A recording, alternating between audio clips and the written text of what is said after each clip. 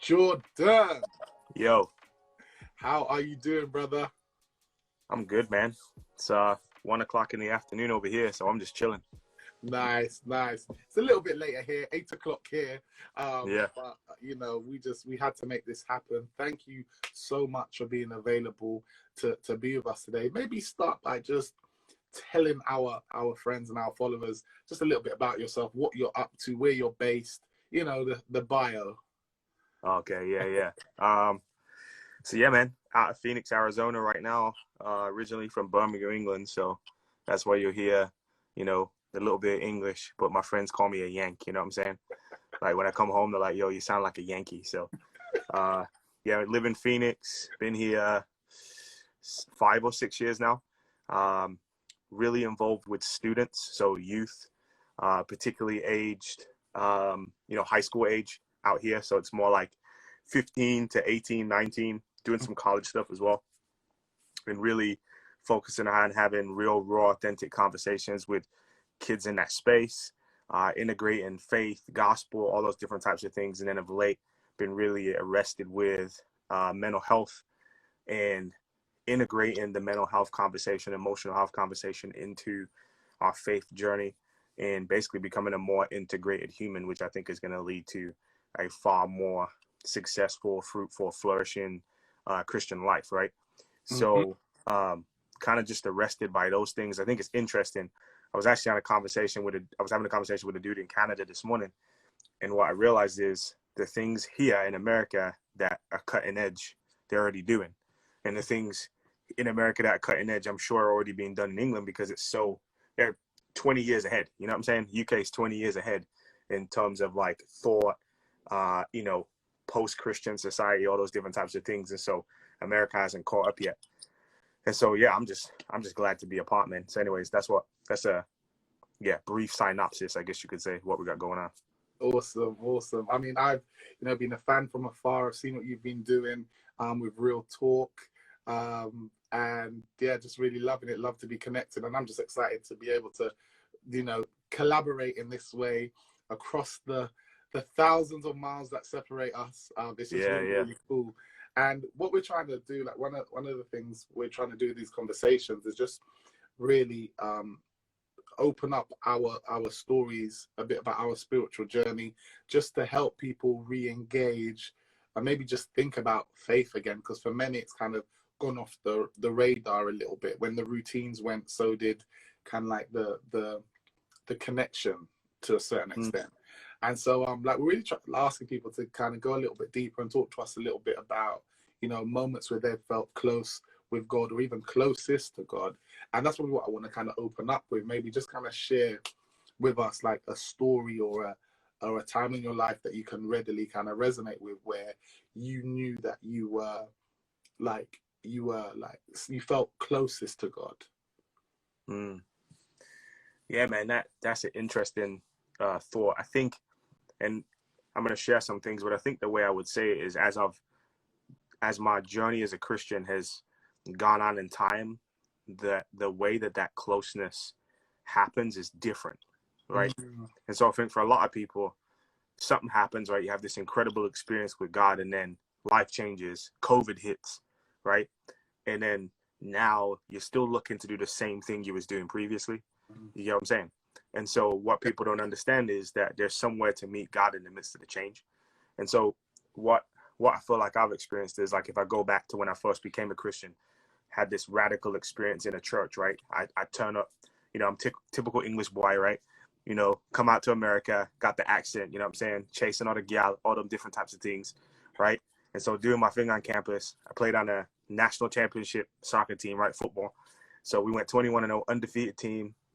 I have friends who are playing professional in America right now and beyond who played on that team with me. And I go to this church, have this Holy Spirit, like God just basically smacks me upside the head and reveals Jesus to me, right? Like no altar call, no gospel proclamation. God's just like, yo, I'm God. What's good? You know what I'm saying? It kind of just unraveled me in that moment. Like, the classic stuff you'd see on a movie, like my whole life's flashing before me and I'm just seeing the foolishness of it. You get what I'm saying? Yeah.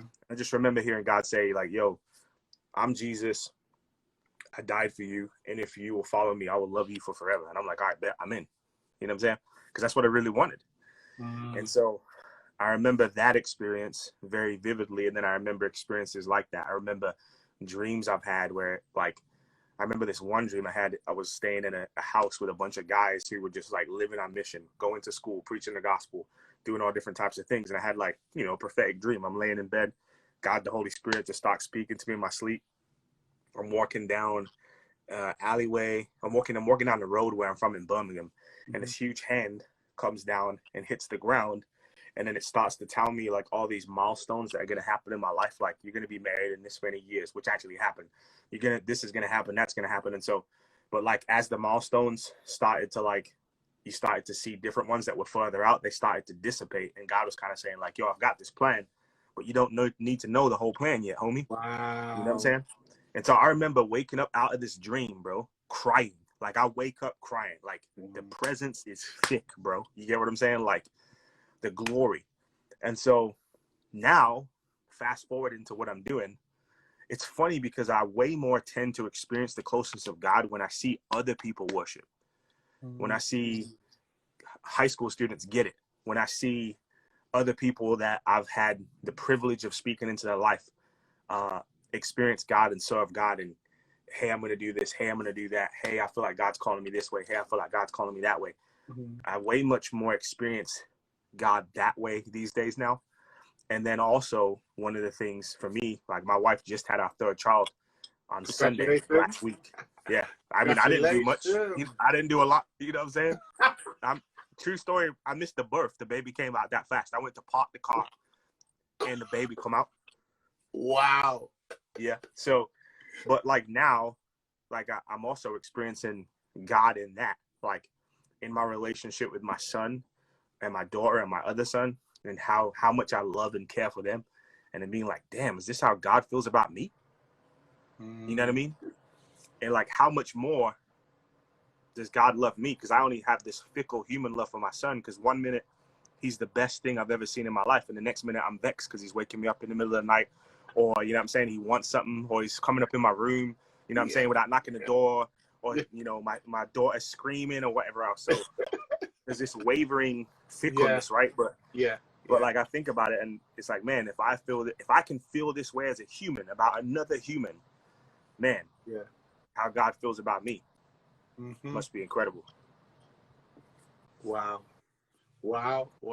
Torpedo, we've got a comment here. I'm that's my wife. That's my wife. Yeah. So true story. The nurse. Is that what you named the baby? Torpedo. Yeah, we did, until we gave him a name, because the nurse was like, baby Torpedo. I'm like, that one is sticking. Wow. That's amazing. That one is sticking, man. No, that's great. No, that's amazing. So you've had some really definitive moments really in your journey, like, and do you feel as though there was, like, you know, some people might feel that, okay, how I want those type of experiences. Do you feel like, is there a formula? What do you feel like? Do you think there's a formula? There's like things or ways that you can put yourself in a position to experience these things? Or do you think something else, like maybe just God operates how he chooses to operate with who he chooses to operate with? Or do you think that, you know, someone who might be sitting here watching this, whether now or in the future, going, oh, I'd love to have an experience like that? What do you think? Man, I don't think there's a formula as much as there is a way of life. You get what I'm saying? And so I think for me as a young Christian, it's kind of like, you know, when you're teaching your kid how to ride a bike and they got the training wheels on, and, you know, you got your arm on their shoulder and they're super close, and you're like talking to them, telling them how great they are and how much you love them and stuff like that. And so I feel like in the beginning, that's what I was experiencing. And so 10 years, 11 years on now, it's more like I'm riding down the road and God's like, good job, son. You know what I'm saying? And so I can hear him. And there are times where, as I'm on that journey, I experience things and hear things and have conversations that remind me of conversations that we've had that kind of bring him, you know what I'm saying, in. You know what I'm saying? And so I think it's way more about an awareness, Mm-hmm. right? You know what I'm saying? And I Mm-hmm. think one of the things we can be guilty of is living in the past or living in the future, right? And not living in the present moment. Like, Yeah. me and you are here right now in this moment, engaging in this conversation, and God is present with you on the other side of the world and me here in the desert. Yeah. You know what I'm saying? As we Yeah. interact through this beautiful gift that is technology. And I'm Yeah. not in the future. You know, I'm going to go this afternoon and hang out with one of my other brethren who just came up from Tucson. You know what I'm saying? I'm going to go do some things tonight. I'm going to hang out with my kids, but I'm not there. I'm here with you right now. Yeah. And we're Yeah. experiencing God together right now in this dialogue, in this conversation. Mm-hmm. And so I think sometimes we can get so caught up in what happened in the past, or so concerned about what may happen in the future, that we don't have an awareness in the present of what God is doing right now. Because I don't know about you, but I'm feeling hella edified right now. You get what I'm saying? Yeah. I'm feeling encouraged in my soul, in my bones, having this conversation with you. Yeah. And so I need to like take that in, you know what I'm saying? Experience the gift that is in this present moment, and let that spur me on to whatever God has for me in the future. But I think what happens is, we get too caught up in, man, how is God going to do this? And why isn't he doing what he did before? Yep. And it's like, well, he is, you know what I'm saying? And I love, like John Piper, I don't quote him for many things these days, but one of the things I do like that he says, God is doing 10,000 things in your life, and if you're lucky, you'll perceive 3. Do you get what I'm saying? And so tell us that again for the people who just took a sip of their tea and missed it. Tell them again, please. Well, it wasn't me, it was John Piper. He said, God is doing 10,000 things in your life, and if you're lucky, you'll perceive 3 of them, right? Wow. And so once again, it's that awareness, it's that perception. You know what I'm saying? Like, think about it right now. God is allowing us to have this conversation. He's upholding me and you. You know what I'm saying? In the beginning, when God created, it isn't just he created and left it alone. No. He's sustaining that which he created. He's constantly speaking it into existence so that it continues to be what it is. I remember one of my professors one time, he said, you know, when you drop something to the ground, it doesn't just drop. It drops because God said drop. Do you get what I'm saying? Now, it has some implications, of course, but when you think about the profoundness of that, and that God is actively involved in what's happening in our world, participating, right? Yeah. Co-laboring, so to speak, and not just in the work of preaching the gospel or making disciples, but in the work of washing the dishes, in the work of changing diapers, in the work of going to work itself and typing your emails and your spreadsheets, and you know what I'm saying, all those different types of things, in the work of, you know, caring for your wife by having a conversation after work, or husband, in the act of sex. You know what I'm saying? I just got off Clubhouse having a conversation about purity culture. And so, man, God is way more active and involved than we know. And I think if we become more aware of that as Christians, and if we become more integrated as Christians and ultimately as human beings, I think we'll be able to recognize that more. Love it. Love it. And I think a beautiful kind of link to that, and as we kind of, a segue, if you like, is this idea of, you know, during this pandemic that we're all in, still slowly coming out of, hopefully, how have you felt, has being present the way you've explained, that must have been a major strength or a major, really important for you to be able to do while we're all stressing about the life that we no longer have, and the unknown of what life is going to be like in the future. Like, it must have been even more important for you during that kind of journey to stay present. Speak to us a little bit on that. Yeah. And I think, like, I don't want to act like I'm great at this, because I'm not. This is something that I'm still learning. I'm a dissociator by nature. So my tendency is always to escape the situation. So, you know, you have fight or flight people, and then you have flock or fawn, right? So you have people that, you know, regular fight or flight response, get vexed or run away. Yeah. I'm a person who tends to, it's interesting. I'm thinking more and more, I tend to play dead. So like when something happens that I don't like, I leave. Like, I leave my body. You know what I'm saying? I'm out. Yeah. Like, I'm just sitting there. I'm not there. I'm not present. You could be talking, like I'm not there, right? And so now, as I'm learning to become more integrated, I'm having to deal with the anxiety that comes with that, because the reality is now you're coming into touch with your emotions, your thoughts, your feelings, what you really feel, what you really believe, what you're really scared of. what you really are worried about. You're becoming more in touch with those things. But at the same time, now there's the opportunity for God to enter into that stuff in ways that could have never previously happened. And so for me, in that sense, COVID was somewhat of a gift. And I want to say that, you know, with the caveat of I understand for a lot of people, Of course. it's been extremely traumatic and extremely challenging. And it's been that for us as well. My wife and I both got laid off during COVID. So we lost our jobs. Thankfully, I got another job and she got reinstated, which was the plan anyways, but she works in the fitness industry. So, you know, if the gyms ain't open, they ain't paying nobody. Yeah.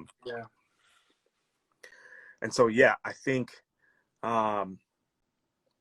what it allowed me to do as we went through COVID was to really wrestle. Like for the first time I experienced depression. Like I'm not a person who it really experiences that stuff. I'm high anxiety. So I'm always like future. If I do these 10 things, then I'm going to make sure that these 100 things don't happen by doing these 10 things. Like I'm that dude, I'm the strategist. Right. Okay.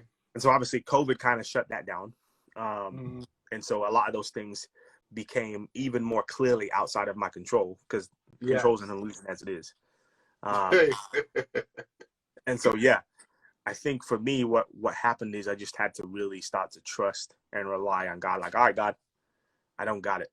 And I think what I've learned out of that moment to moment is like moment to moment as I'm experiencing anxiety or as I'm experiencing racing thoughts or as I'm experiencing like my inability to control whether this person's going to give me money or whether this person's going to buy our content or whether, you know, I'm going to get this job or not, or whether my boss is mad at me or not, or whatever. All right, God, you got it. Like, you know what's going to happen. You know where my life's heading. You know what's in my future. I trust you. And so I'm going to trust in you and I'm going to relax and I'm going to enter into a place of rest. You get what I'm saying? And that it's like sleep. You know what I'm saying? Like sleep is worship. Because what are we saying when we sleep? God, you're at work while I'm not. Yeah. Yeah. You know what I'm saying? You're doing stuff that I can't do while I'm asleep. Like I'm going to wake up and things are still going to be good. I'm still going to have a house. My family's still going to be alive. You know what I'm saying? Because like you're at work while I'm asleep. And so yeah, man, I think for me, that's probably like how I've been trying to integrate that out of COVID, but it hasn't been perfect. You know what I'm saying? No. And how do you think, what impact has it had? I think your level of self-awareness, firstly, is kind of like off the Richter. I mean, like that's that's really quite impressive. And I'm sure maybe it's to do with the work that you do as well. But I just think the level of awareness is really quite inspiring because, I think sometimes it's so easy to delude ourselves and just to trick ourselves about so much things, especially about ourselves. And so I think that level of self-awareness is kind of like really quite massive. Have you got is that something that has come as a result of the work you're doing? Or again, is that something like that you've harnessed over over your life so far? I think it's a both. Okay. It's a both and. So I definitely think that the work that I do is helpful. Yeah.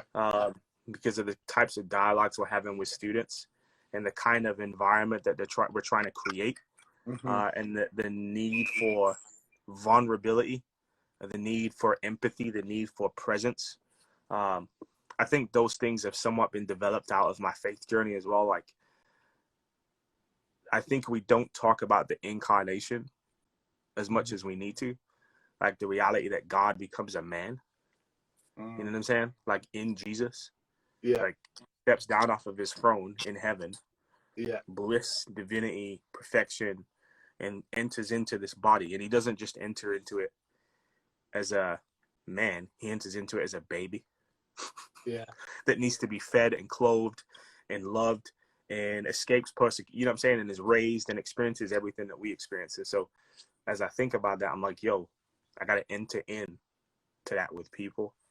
And so like what I found is just as the more and more you interact with people, if you BS them, it just doesn't work. You know what I'm saying? Like, they see the lack of authenticity. They see the pretentiousness and the bravado, and they're not interested. But if you can lead with that, yo, this is what's going on with me. This is where I'm at.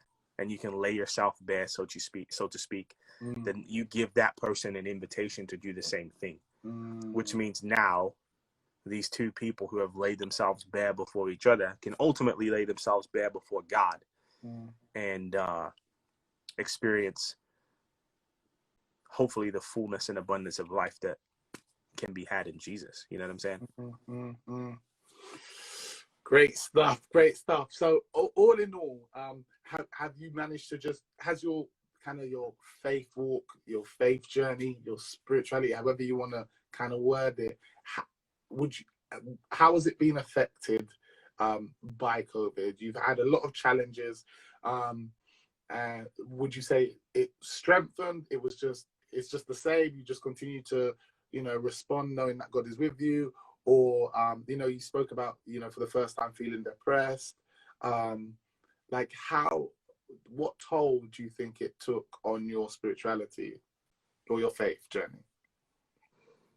I think it's deepening it. But that deepening of it is associated with pain. And so I think as it deepens, it feels as if it's not. Because I think that we associate pain and suffering with God not being with us or a lack of holiness, right? But once again, the incarnation, that can't be true. And so I think there are things that I've been taught as a Christian, particularly in America, and I'm sure you guys are sitting over there sipping your tea, watching from afar all this foolishness and going like, boy, sir, these people over there are next level. And I would agree. But I think one of the things that, there's so many things that are taught in the church in America, but it's like, if you're a faithful Christian and Jesus is with you, then your life looks a particular way. Well, my life doesn't look that way. Me, there's two families that live in my house. My brethren, best friend in the world. He was my college pastor at one point. I mean, I got saved into, I became a Christian into this white evangelicalism that you hear about. Like I was there. I was in Texas, in the Bible Belt, in small town. That's what I got saved into. I became a college pastor there and all that type of stuff. Wow. So yeah, like I have like eaten of that fruit. I propagated that. You see what I'm saying? And so now I'm in this space of deconstructing all that stuff and rebuilding my faith, so to speak. And so yeah, man. I think pain and suffering and toil and those things are necessary. And I think also too, when sin entered into the world, what did it produce? Suffering. So how is it going to exit? Suffering. You get what I'm saying? Yeah. So yeah, man, I think that, like, if you look at the first century church and their influence on the Roman Empire, it wasn't the way that they lived that converted people. It was the way that they died. You get what I'm saying? And so, like, the way that we suffer as Christians is meaningful. You know what I'm saying? The way that we go through pain and toil and loss and grief, like the way that we process through those things, the world is watching. And in America, what's happened is the church has said, that's not happening. We're going to take all the power, we're going to take all the resources, and we're going to make sure that's not a part of who we are. And so I think that the church in the UK has this incredible opportunity to grow, and from my understanding, it is growing, to grow and to really show people what it means to live and walk with God. You know what I'm saying? No, you dropping some gems there. I think it's not the way they lived; it was the way they died. I mean, come on. I mean, you could just drop the mic right there. We could just go home. Everyone could go home right now. See you later, Jordan. That in itself that just puts a whole different spin on things, because it's really interesting that you have this kind of polar opposites, right? You have this kind of sense of, okay, as a Christian, should I be super super blessed, and should I look like should I be, the head and not the tail? Should I be up there? Should I be like, should it be clear that there's something to being a Christian, because look at the success or the status or the accomplishment I've been able to achieve? Or is it exactly, what you've alluded to, which actually, no, check out the way I process my pain, check out the way I deal with my suffering, and ultimately, like, yeah, check out the way I die. Like, it's this, I think, a beautiful dichotomy, because, similar to the question I asked a bit earlier about, like, is there a formula? I think sometimes with our faith journey, people really want a formula, right? I think because it's easier, right? It's just like a child. Mm-hmm. You just tell a child XYZ, right? And then when they don't do XYZ, you punish them, or you remind them, and you bring them back in line to do XYZ. But obviously, what you really want to do with that child, you want to, as time progresses, you want to give them the process of how to make better decisions, right? And how to eventually be able to navigate life. And I think one of the things with our spiritual, when we think about our faith journey, is that sometimes it can be more about like the do's and don'ts, or the formulas, right? Rather than like just the whole thing, right? Just the whole process. Because it's interesting, because when I ask people, and I test that all the time, I'm like, yeah, how's your faith life? Like, how's your faith journey going? And they always respond with things like, well, I haven't been to church in a while, and haven't read my Bible in a while, and these are all typical things. And then I have to go a bit further and say to them, okay, but like, how are your relationships? Like, how are your, like, are you feeling joy? Like, I've literally, I the first time I did it, I've kept the thread, because it was really interesting. Like, how are you feeling levels of joy in your day? Are you seeing the fruit of the spirit manifested in your life, like just in regular things? Like, are you like, what's going on? Because we need to start thinking broader. And this is why I love what you're up to right now, Jordan. Like, when I spoke to you, I didn't know what you're up to, but when I spoke to you and I asked you to be part of this, and you started telling me about this integrated life, and this is really what it is for me. It's just hugely important, because we have to get to this place where we can just live our life and understand that just the process of our life, we are part of a bigger story, full stop. Like, that's just it. And so how can we, rather than compartmentalize, and I know you're going to talk about this, because I didn't tell you all, ladies and gentlemen, but Jordan is our devotional speaker for next week. Now, because of the time difference, they're going to be pre-recorded messages, but they're still going to come out at 8 o'clock each morning. And I'm sure you're going to touch on a lot of this stuff, but I'm just going to try and get some teasers out of you now, like this idea of how can we move towards this more integrated life, like, and not just to put spirituality in this one bucket that we do for a couple of hours on the weekend. Like, how can it just begin to feel more holistic about it? Yeah. Without giving too much away.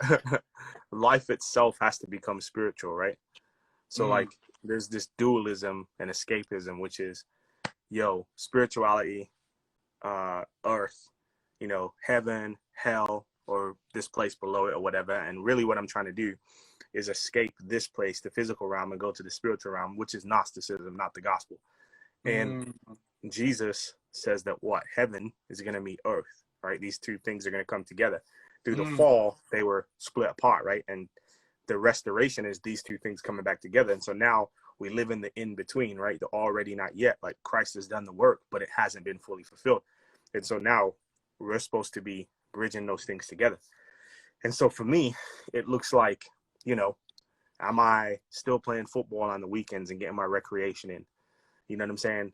Am I spending time with my kids? Am I spending moments in solitude? Like, my homie John was just sitting out in the backyard earlier, sitting in the sun, doing some yoga, you know what I'm saying? And just breathing and just taking in existence, taking in creation, taking in the beauty that God has designed for us to enjoy.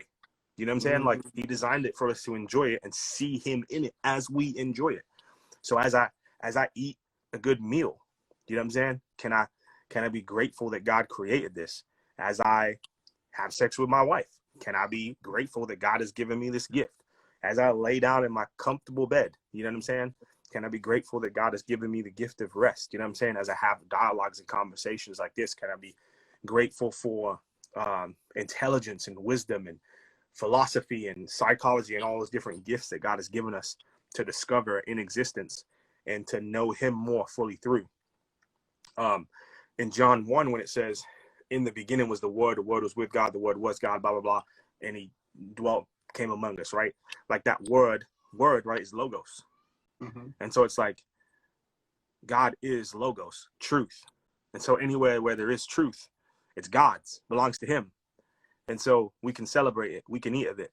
We can be a part of it. We can celebrate it. We can enjoy it. And so that frees us up. You know what I'm saying? That frees us up to not be afraid of whether this thing's like exclusively Christian or exclusively not Christian. It frees us up to, you know what I'm saying, enjoy friends and enjoy food and enjoy going to different places and seeing different things. And then once again, being aware so that we can see God in the midst of those things. Do you get what I'm saying? Mm-hmm. And so we got to integrate. And then a massive part of that is our emotions. Because what we're taught in spiritual life is like, yo, if you're spiritual, if you're pious, you know what I'm saying? Yes. Then you're not emotional. You know what I'm saying? You're not given to these wayward emotions and thoughts that you have. And it's like, well, no, those things were actually given to us by God, and they actually teach us things. They actually show us things. Now, they're not the bastion of all knowledge, but they are a part of knowledge. And so we should use them in their rightful place. You get what I'm saying? Yeah. And I think that's also part of the reason why people struggle with hidden sin so much, is because they're taught to suppress their emotions, taught to suppress the things they struggle with, and shame and guilt. And as a consequence, they end up just thinking that God doesn't love them because they can't shake their porn addiction, or they just like live a double life, or they just say, deuces, I'm out. I'm going to go do this thing because it feels better than this religious BS you got me doing anyways. So yeah, man. Oof. Oh my days, you're dropping bombs today. Dropping bombs all over IG Live. Somebody better get into their bomb shelter because I'm sure there's more to come. But this is so good. But I think this is so good because I just think this is, and you mentioned the word deconstruction, right, earlier. And I see it happening even before I was speaking to you. I was on the phone with a friend I went to school with. And we talk. We haven't spoken for a few years, but we was on the phone for a couple of hours. And he grew up he always, whenever we reconnect, we have this conversation about arguments that we used to have in RE in school, because he was a staunch Catholic and I was a staunch Seventh-day Adventist, evangelical, and we used to have these battles. And now we're both like just a few months apart, so we're both 34. We're having this conversation, and we're both in this phase of deconstructing, because it's like you've reached to the point where, okay, like some of the things you're saying is so obvious. Like it's so obvious that the way in which we have been formed, our spiritual formation, if you will, it was lacking massively, because it doesn't seem to progress us to adult. It doesn't mature us, basically. It feels as though oftentimes like it wants to keep us in a kind of like that childlike state I was mentioned before, where you're giving a child milk. Like I've got a 6-year-old now and a 4-year-old. My 6-year-old and 4-year-old shouldn't be drinking their mother's, well, not shouldn't be, but they don't drink their mother's milk anymore, right? They have gone through that stage, and now they're asking me for croissants and hummus and avocado on toast, right? My fault, but these are the things they're asking me for. So the point of the matter is they're asking for it now, and in a couple of years they'll be making it themselves, and in a couple of years after that, they better be working and putting it in the fridge themselves as well, right? And I think sometimes in kind of when it comes to faith and that journey, and as I was talking to my friend, there isn't a space like in the actual thing itself to deconstruct or to think about it, because it's almost seen like sometimes can be a bit of a threat if you're thinking if you're thinking a bit differently or what have you. But I think because this integrated life that we're talking about is not something that I felt is really perpetuated in the spaces themselves, in the places of worship themselves. It's more a case of, this is the mold, put this on while you're here. We don't actually, it doesn't matter if you take it off when you're not here, but just make sure when you're here, you've got that mask on, you look the part, you say the right things, and you behave the part, right? And how have you walked that tightrope of feeling yourself growing, happy to deconstruct, still very serious about your faith, but just in an altogether different place, right? You know, you're growing, right? How have you found that tightrope, and how have you found that? Probably has it been easier maybe to grow in COVID, really? Because I know it's a weird one, but almost the detachment that we've had almost allows us to grow unencumbered. I don't know. What do you think about that? Like, how can when we go back to whatever model of normal it then becomes, or mode of normality it then becomes, how can we still keep that growth mindset, that deconstructing, that expanding mindset in those spaces? Can we do that? Yeah, it's a great question. The first thing I think of is no, we can't, just to be honest. And the reason I say that is because I think those spaces are built around certain norms, right? Religious norms. And there's this thing in business called path dependence, right? So I'll put it this way. I'm trying to translate it. So Asda, right, can't become Marks and Spencers, or can't become Harrods, right? Right. And the reason is because it's built a particular way to serve a particular demographic. And in order to take it to the upper echelon where it would be serving now a completely different demographic of people and serving a completely different type of food, if you will, or richness of food or quality of product, it would have to fundamentally tear down its business model and restart. And so I think with the church, unfortunately, the way it's built now has to be torn down and rebuilt. Now, I think that it's happening. And the reason it's happening is because guess what? We can have conversations like this, and we know that there'll probably be more Christians that watch this conversation than go to church. You know what I'm saying? In a particular context. Do you see what I'm saying? Yeah. And so they'll jump on this video and watch 10 or 15 minutes, get some inspiration from this, or God, the Holy Spirit will speak to them or whatever, and they'll go away and take that on their journey. You see what I'm saying? Yeah. And so I think that we do have the tools now to have these dialogues and conversations in certain spaces. And there is this benefit that social media has afforded us, which is the ability to have these other spaces where we can have these types of dialogues. Like, I mean, I was on Clubhouse earlier talking crazy. You know what I'm saying? Like with some of my homies about purity culture. And like, we were talking about stuff that's like, yo, if certain people that are my friends heard, they'd probably be afraid. Now, it doesn't necessarily mean that I believe that or don't believe it. It means that I'm willing to have the dialogues about it, which is part of the problem, right? Because we've, inside the religious norms, fear and control are kind of the values. And so anything that's out of bounds, you know what I'm saying? So we can't talk about sex. We can't talk about polygamy, polyamory, monogamy. We can't talk about LGBTQ. We can't have these dialogues for people to even be able to say what they think and feel, and then to be able to come back to the text and find something that we can actually like land on, stand on, right? Or create a space where people can completely disagree. Like, you know, there were people in that dialogue who at this point would call themselves not Christians at all, or would be labeled progressive Christians, right?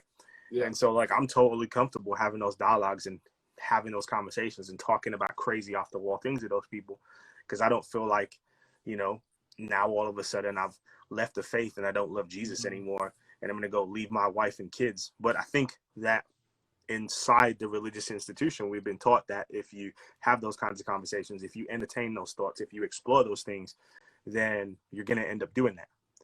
And I don't think that's the case. Yeah. I think the reason why that's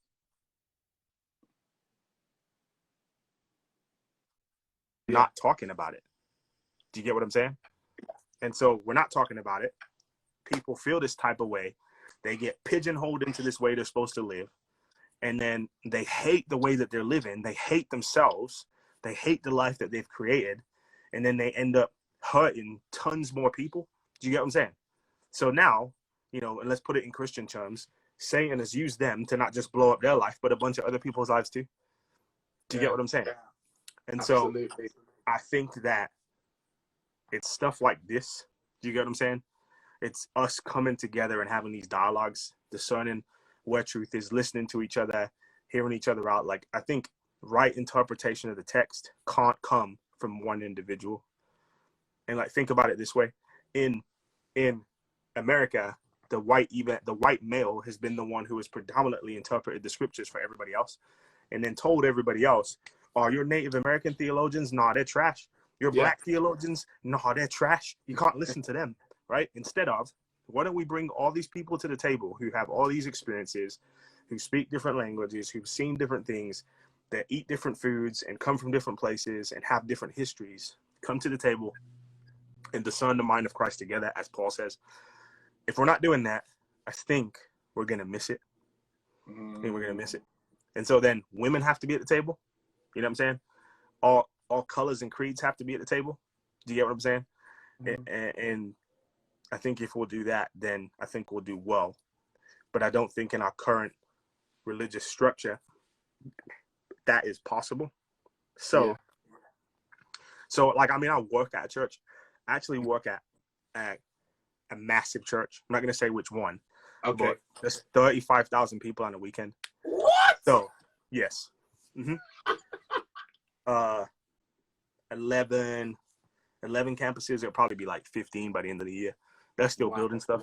Yeah, it's like, Anyway, so my point with that is, I understand, like, I also understand to a certain degree that I'm complicit because I'm still a part of this system that I know is broken. And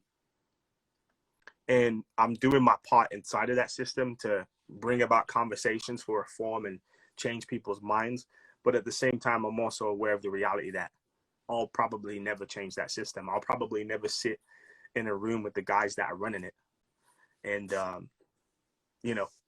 get them to change their mind. But at the same time, I can have these relationships and discipleship conversations with people.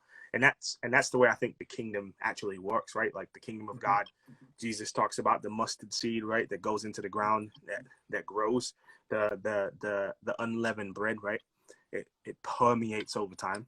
And so I'm way less worried about these religious institutions and their norms, and way more worried about how the kingdom of God is permeating the hearts and minds of the people that God has allowed me to interact with. And then how can I challenge them to do the same thing, regardless of whatever religious institution they're a part of? Because I think it's good to be a part of a religious community. And to be honest, I'm fortunate enough to have a tribal one. So I have this village of people that I roll with, and we're all in different places and spaces. But we get together, like tomorrow, we'll get together and watch the UFC fights, and we'll chill. Our kids will run around in the backyard and all those different types of things. You know what I'm saying? And we pray for each other, we encourage each other, love each other, hold each other accountable. But also understand a lot of people don't have that. So I think in a physical sense, it's good to have something to belong to. But I think you've got to find those spaces where you can have these types of dialogues. And I think a lot of people are having these dialogues online. And so I think for guys like me and you who understand this, I think we have an obligation to create these spaces for Christians who are wrestling with stuff. Because if we don't, they're going to go to the places where it's not going to be helpful and not good for them. You know what I'm saying? And then they're going to come back to us and be like, peace. Yeah. No, that's massive. I love that. And I think, it's I guess one of the most,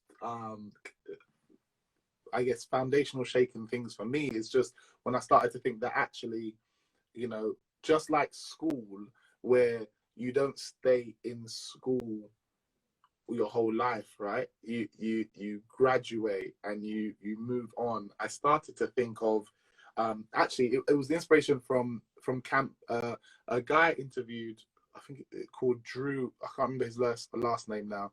He was a college pastor, campus pastor, and he started talking to me about this idea of, well, we know that people are leaving every 3 or 4 years, right? So we basically got 3 or 4 years with this person, and so in that time we're working with them through a process of trying to release them, get them ready to be released into the world, right?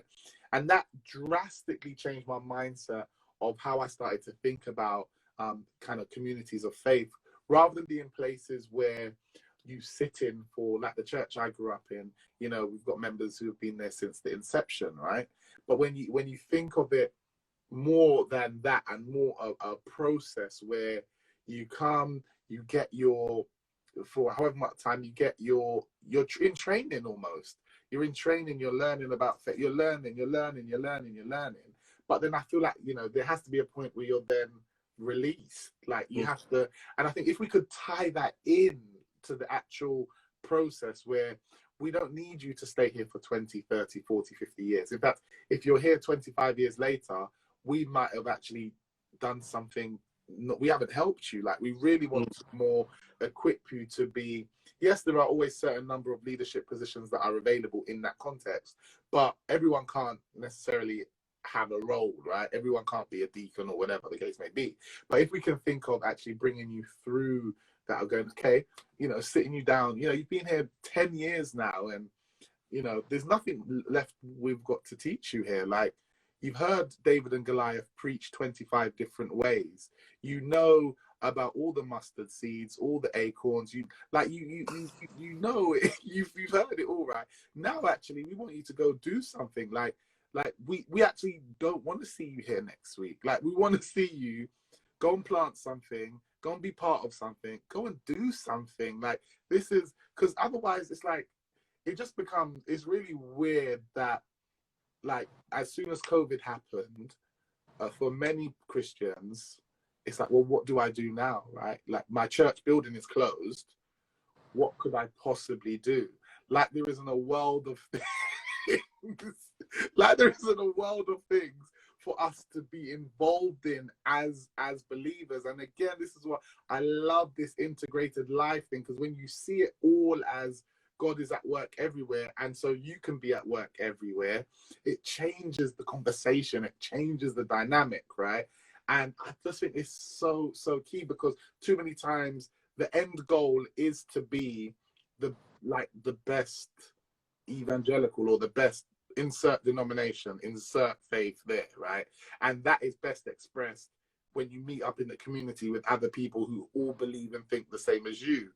But really, no, it's come on, guys. It's got to be more than that, right? Mm-hmm. It has to be. Otherwise, literally, this is boring. There's no, like, why would I stay? Like, I would be done. No, it has to be. And I think, so I really think there's something to be said of that, of actually working with people, thinking like, guys, like, this is just a process you're in. Like, just like the disciples, right? They were basically disciples for 3 years, and then Jesus was gone. It's like, but he told them, but don't worry. One, it's good that I'm going, because I'm going to send my spirit, and he is even more of a G than I am. Well, actually, they're the same level of G, but they always, if you notice in scripture, they always big each other up. It's good that I go, because trust me, my spirit is even better than me. And if I go, he can come. That's the first thing. And secondly, you are going to do even greater things than I did, right? Like, just imagine that. And I feel like, well, you know how many Christians don't believe that? I want that spirit back, bro. I want that spirit in our communities. Christians don't believe that. They don't believe that, right? So I think you're pointing at something that's important, the humanity of Jesus, right? Like, Jesus didn't cheat. You know what I'm saying? Like, he didn't come on the earth and use the cheat codes. He, like, Philippians 1, right? Kenosis, like, God pours, like, he poured out his divinity, right? He didn't use it while he was on earth. He perfectly embodied what it looked like to be a man of faith. You see what I'm saying? That's why he prayed. That's why he asked God to do things. That's why he healed in the name of God. You get what I'm saying? And it's why he preached the gospel of the kingdom. And so when people read those passages, they kind of write them off, because they're just like, oh, well, that was Jesus talking. and Jesus was God. So he's tripping. Yeah. It's like, Yeah. no, he actually means it, right? Yeah. And so I think we have to recognize that. I think another thing that I thought of too, and I can't remember who said this. I think it might be Matt Chandler. And I thought this was pretty impressive. He said, what if, and I'm crediting him, I think it's him, what if churches started measuring their success by how many kids they had and not how many people came to their buildings? Like, the legacy of us as humans, as organisms, is not ourselves, but it's our children, right? And how they turn out and how they carry on the family name. So shouldn't the legacy of churches be how many churches are planted out of that church? How many communities go out? You get what I'm saying? Like, we have to start having a different conversation. And how committed to this are we? Are you committed enough to say, me and my brethren are going to buy houses on the same cul-de-sac? And we're going to make it our life's work to bring the gospel to this road?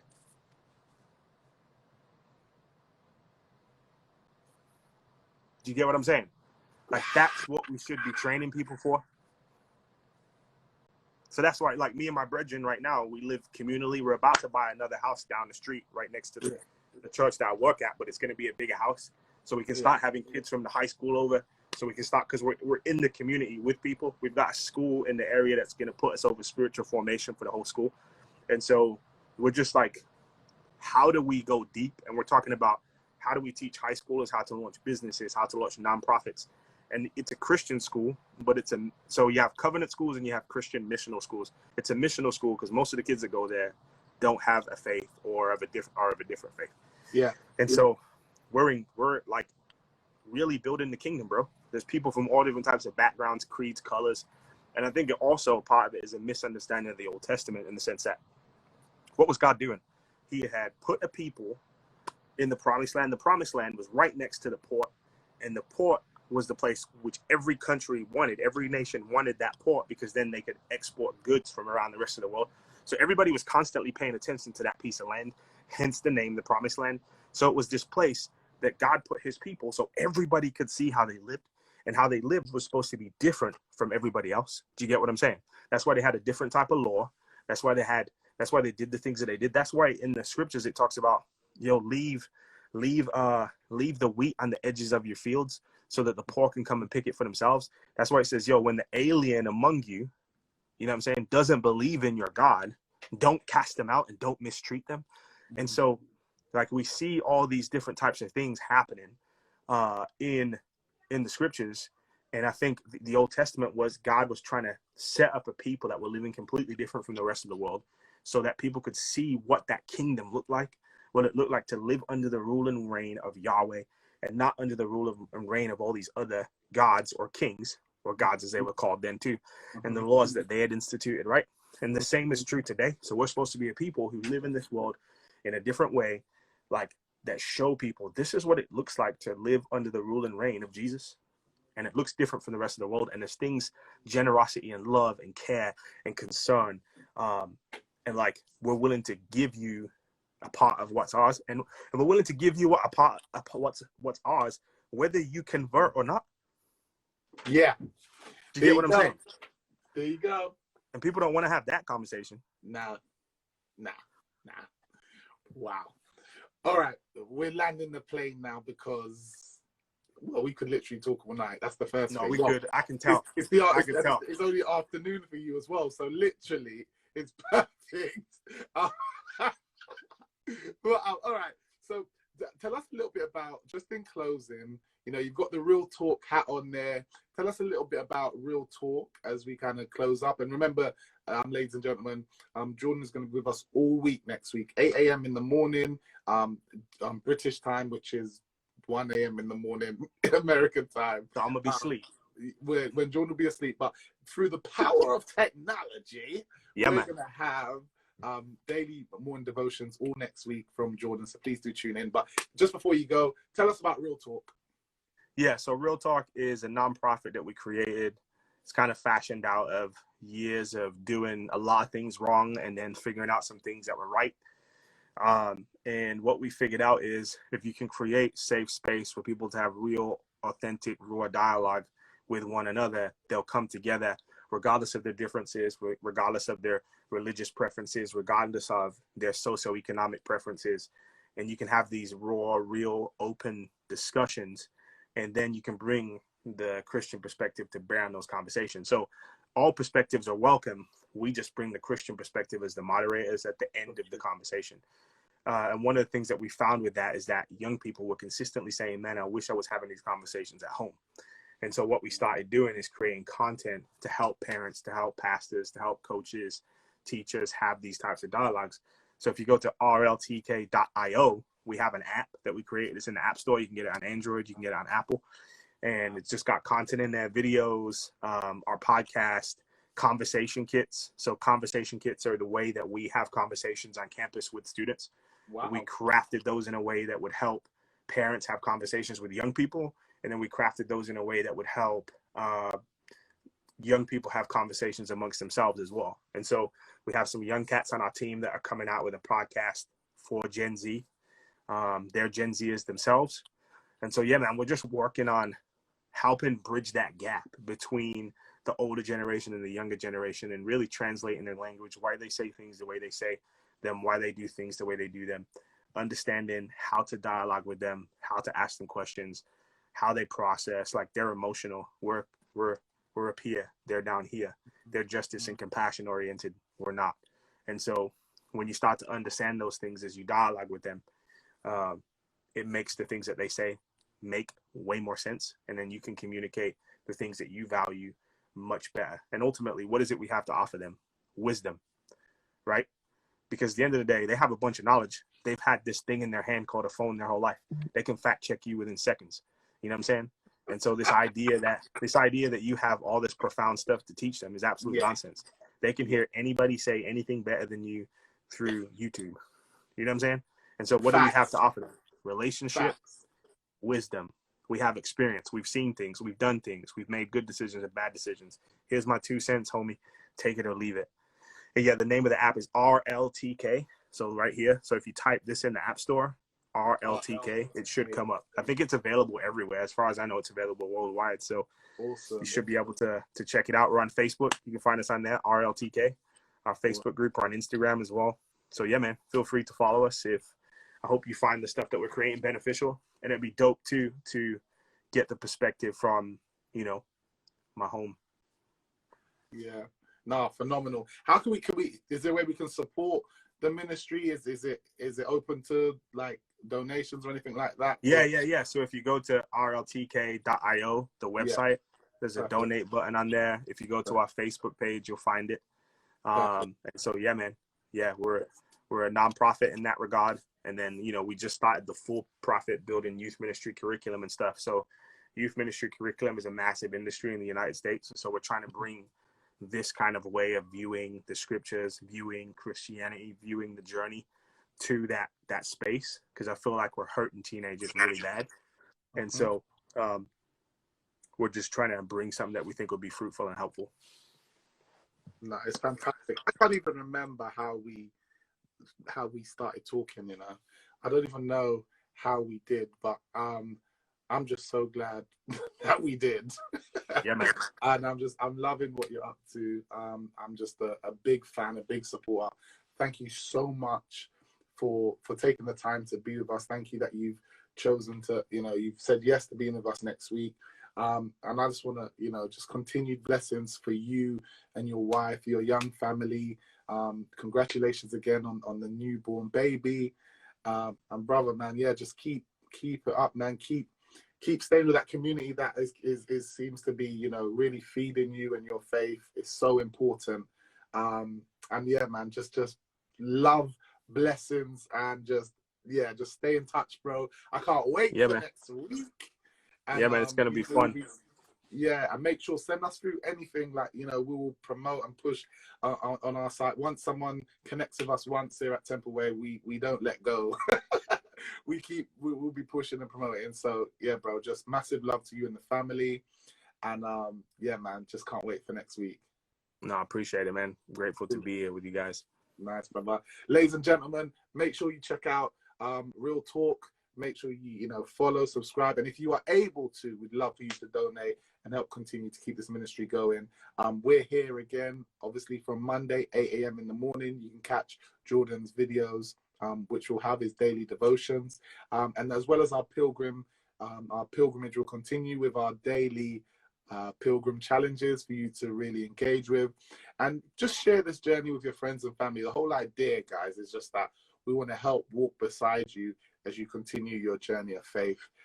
We just want to be there to support you. So thank you so much for spending time with us this evening. Thank you, Jordan. Thank you, everyone. Have a wonderful, wonderful, wonderful evening, day, and massive love to everyone. Thanks, Jordan. Yeah, Peace. see you later, man. Peace.